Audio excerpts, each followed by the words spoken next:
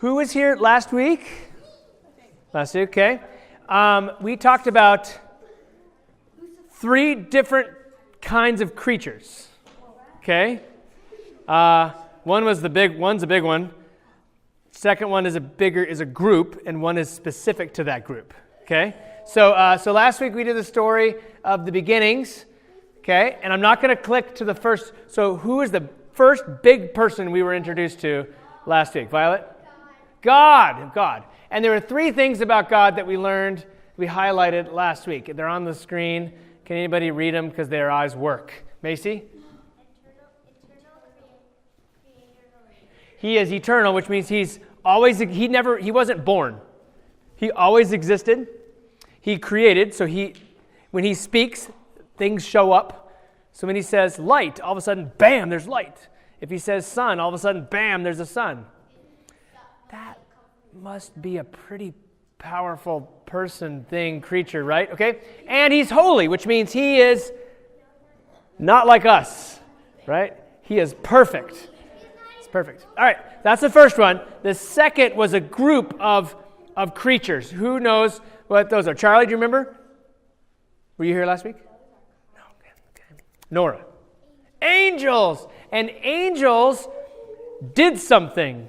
Who remembers what their job was? Annabelle? They were morning stars. Molly, what else? Okay, Nevaeh? They sang, just like we did this morning. Max? They shouted for joy. Right? What happened when the angels showed up when Jesus was born? What did they say to the shepherds? They said, hey, what's up? They sang a song and they gave praise to who? To God, exactly. So there's the angels. That's what they do. Now, there was one particular angel that something weird happened to. Shh, hang on. And I want you to, Ingrid, what? Lucifer. Now, this is going to be a slide with a lot of words on it, okay? But look at the top. Lucifer. He was the most beautiful. His name meant bright morning star. He became what? Jealous, because everybody was singing praise to God and not to who, Levi? Not to him. So he convinced a third of the angels to follow him and led a rebellion against God. What are those angels called? Devils. Raise your hand, Annabelle.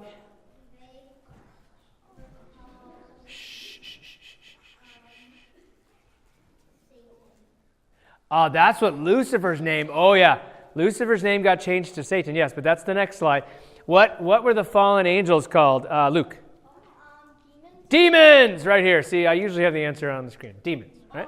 So, yes, God changed Lucifer's name to Satan, which means adversary, enemy, accuser, anybody that's against God. Okay? And we said, remember last week we said, when you're against your brother or sister, you are being a Satan. Now, Satan is not in you. That's not what I mean. Your actions are Satan. Satan is just a word that means against or enemy. So anytime I'm against Amanda, my wife, I'm being a Satan to her. Lisa. It's an adjective and a noun. That's a proper noun, yes. Yes. Okay? All right. So today, she's pretty smart, isn't she? Today we're going to do the next story. So there's a total of 21 stories. And right now we're on number 2. Okay? By the end of this school year, you will be able to tell somebody the story of the Bible. Wow. So if somebody says, hey guys, you need to not be making noise back there. Okay, oh, sweet. If somebody ever said, hey, what is the Bible about? Or why do you go to church? You could say, oh, well, let me tell you a story.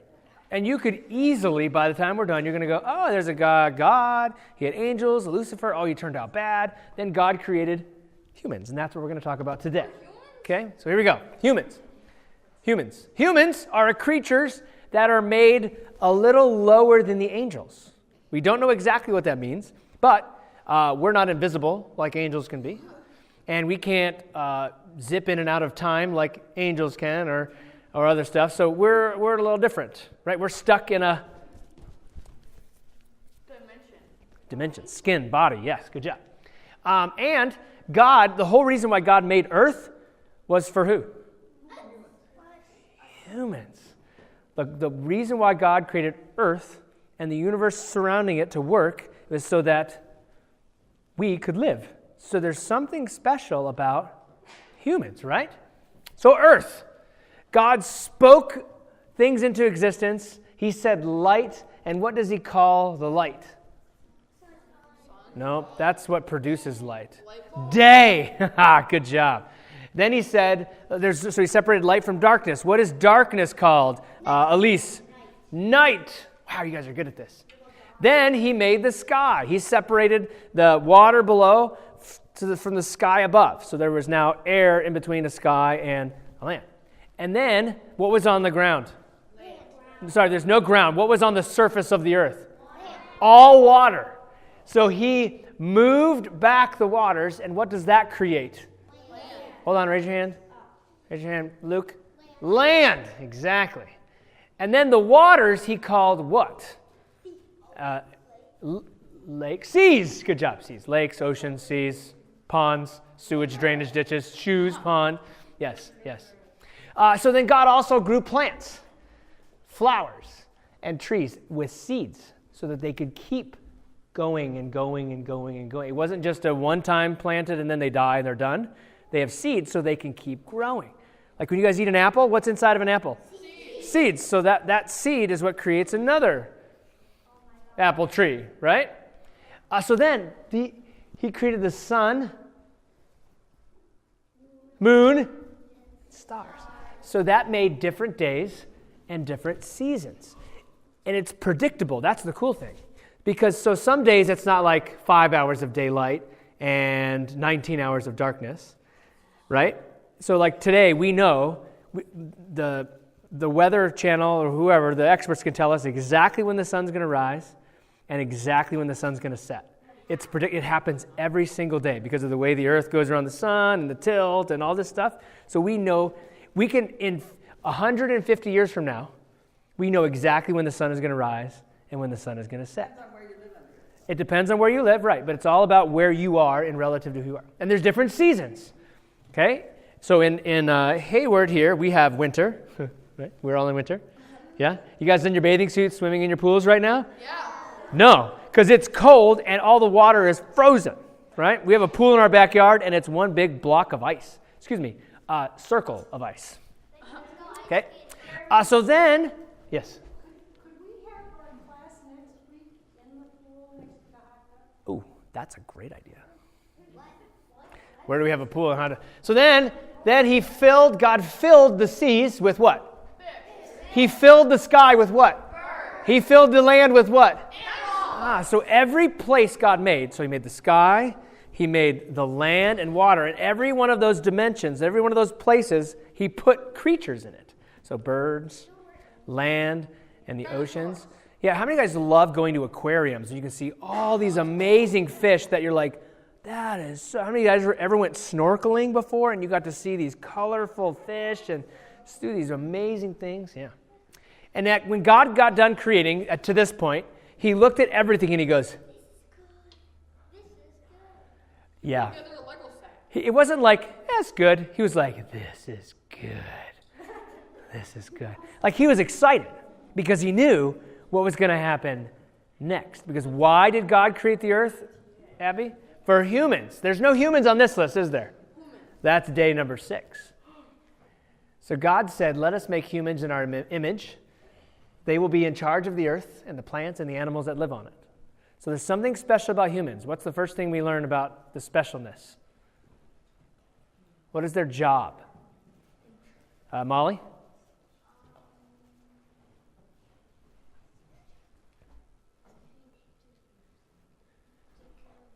Take care of the animals, right? Their job is to be in charge, just like what you want to be of Tyler. It is inside of us to want to be in charge. Why? Because we're humans. Our job is to be in charge. Our job is to rule the world, to make sure it's supposed to happen the way we're supposed to protect animals. We're supposed to take care of plants. We're supposed to protect the world that we live in. That's part of our job. And we're also made to be like God. Well, that's weird.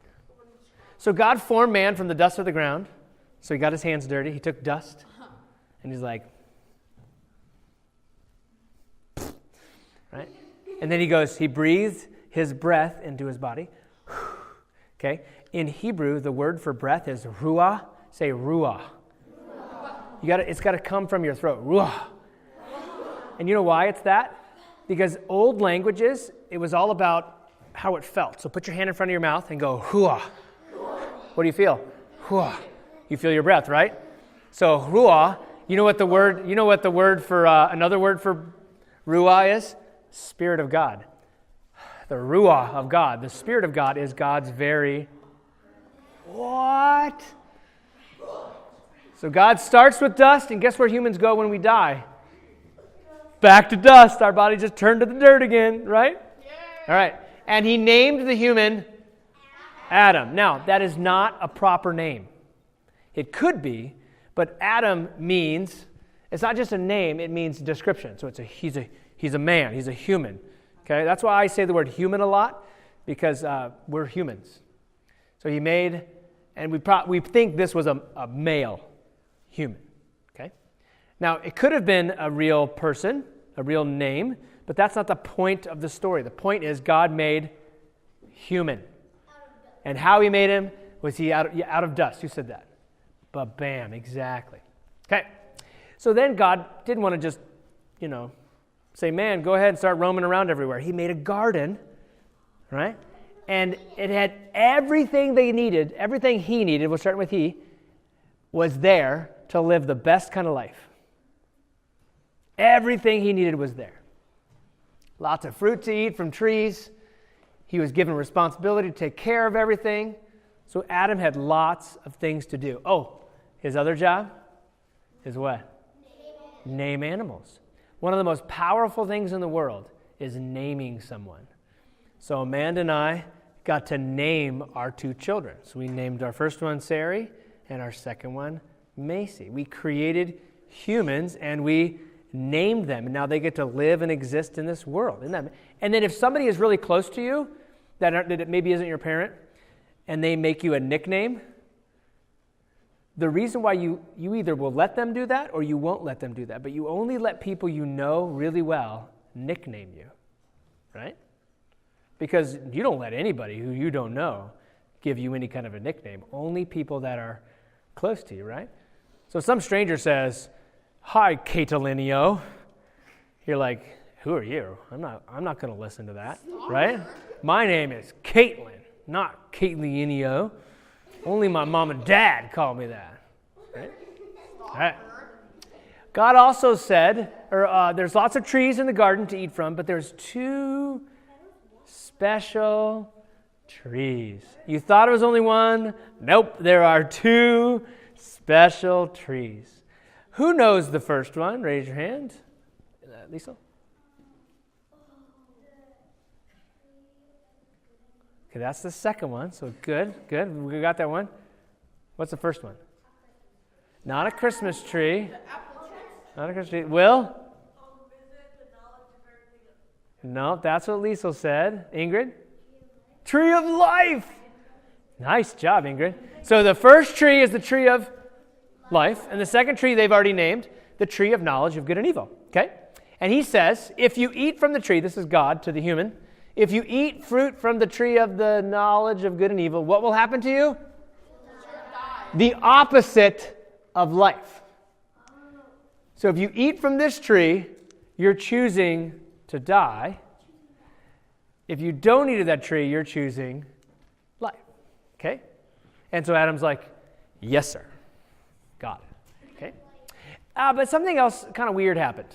Okay? Because right now we just have one human hanging out. One guy. And what was his name? Adam, exactly. And God looked at Adam and he's like, he looks lonely.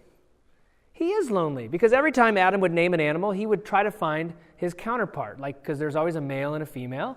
And he was trying to find a female human and he couldn't find one. And so God's like, oh, it's not good for man to be alone. I'm going to make a helper for him. Yes, Ingrid, you seem excited. Huh? Oh, how did you know that? Yeah, Adam went to a deep sleep, And God took a rib out of Adam and made that rib into a female human. Or her name was Eve. All right, now let me be clear on this.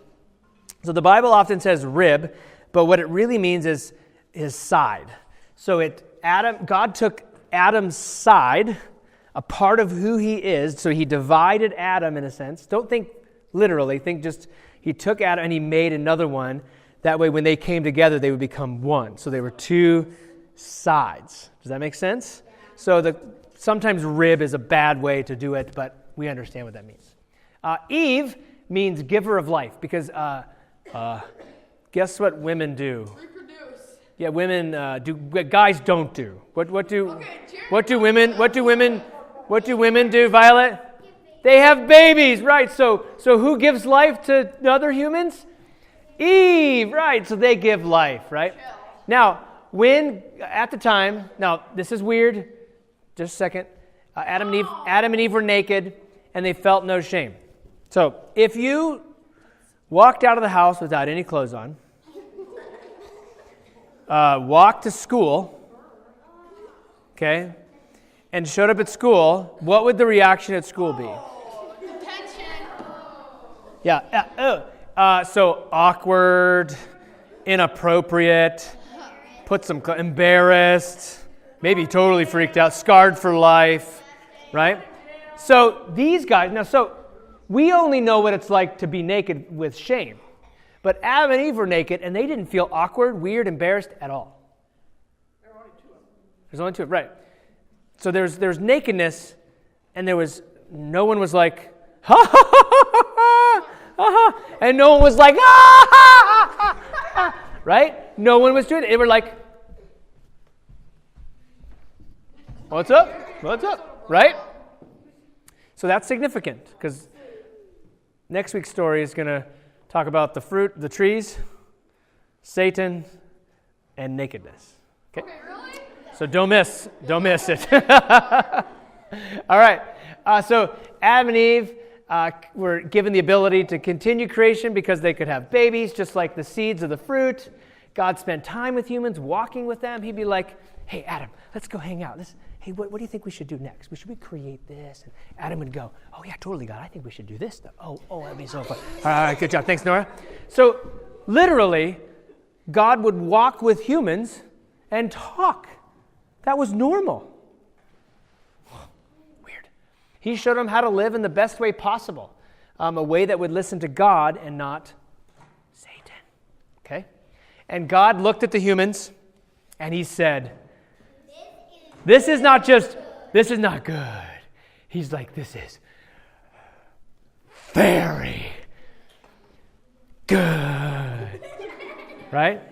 God is so excited, not just about the earth he created and all the stuff in it, but about the humans he created and the fact that he could hang out and have friendship with the humans, because that's what humans do, right? Humans, we hang out. We're supposed to commune with God. We're supposed to walk with God and talk and tell all kinds of stories. Can you believe what this happened today? And we call that prayer now, right? You guys, we've been talking about prayer in church, talking and walking with God. Do you know what I do this in the morning before my kids wake up? I go make coffee, feed our cats, otherwise they'll annoy me. I sit in my chair, get my journal, and I sit with God. I don't walk with him, but we sit and talk. And I read, I pray, and I read, and I pray. And Jesus tells me stuff. This morning he told me a really cool story that someday I'll tell you the story. Super fun. Thanks, Nora. You dizzy now? All right. So this is very good. So God, there's something about humans that God's like, oh, this is so cool. Yes, Max? How would that work if we have two ribs and you took one of them and made it into Eve? It's not a literal rib. So if you count men ribs and women ribs, they're the same. Okay, so we're good. Yeah. Okay. You were worried. You were missing a rib in a really special spot that if someone hit you, it would hurt. Yeah, no worries. All right, and does anybody know what God did after he created humans? Annabelle? He Took a rest. And one of the reasons why he did this is not because God gets tired. God doesn't get tired.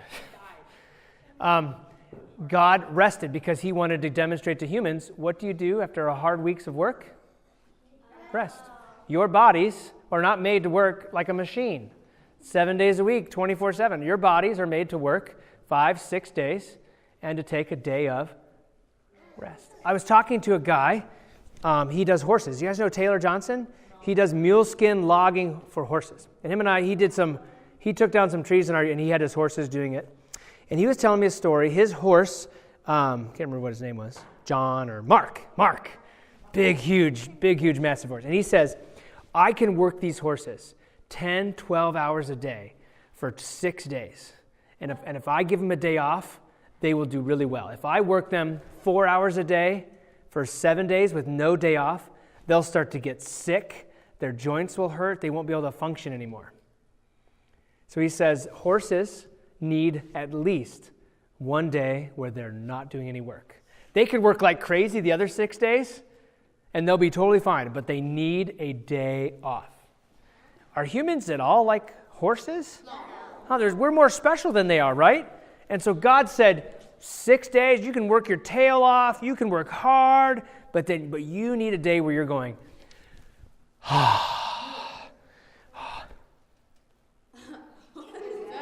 surfing the channels, or more modern day.